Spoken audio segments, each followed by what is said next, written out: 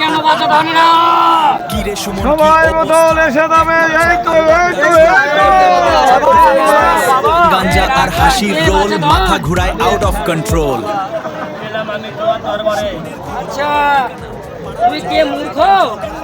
গাঞ্জা চলে সারা রাত এই মজার মুহূর্ত হবে না শেষ।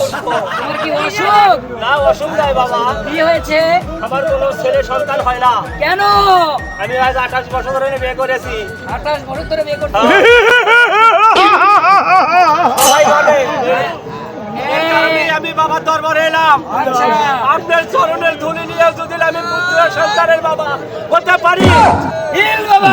তাহলে বাবার নাম আমি সবসময় স্মরণ করবো। রাখ বাচ্চা ধন, তুমি তো আমার পায়ের এই ধুলানি চরণে। ঠিক আছে বাবা। আচ্ছা এখন বিষয়টা হতেছে কি, তুই 28 বছর ধরে বিয়ে করেছিস, কন্যা সন্তান পুত্র সন্তান তো না, হয়নি। নেই বাবা। কেন? কেন?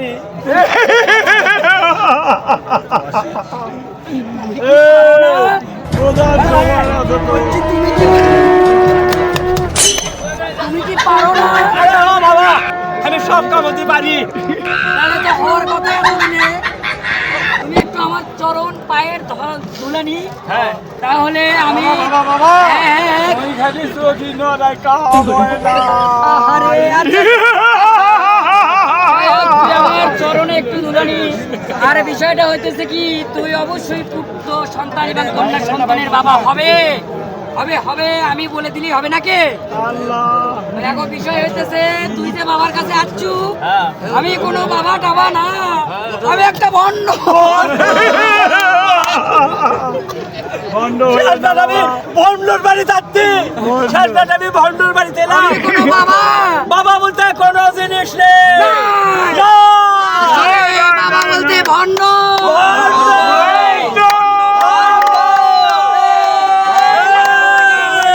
জয় সাধু গুরুর জয়। আসলে এই যে রাখ রাখ রাখ বাচ্চা ধন, আমি একটাই কথা বলতে চাচ্ছি, আসলে বাবা বলতে কোনো না, এগুলো ভণ্ডামি।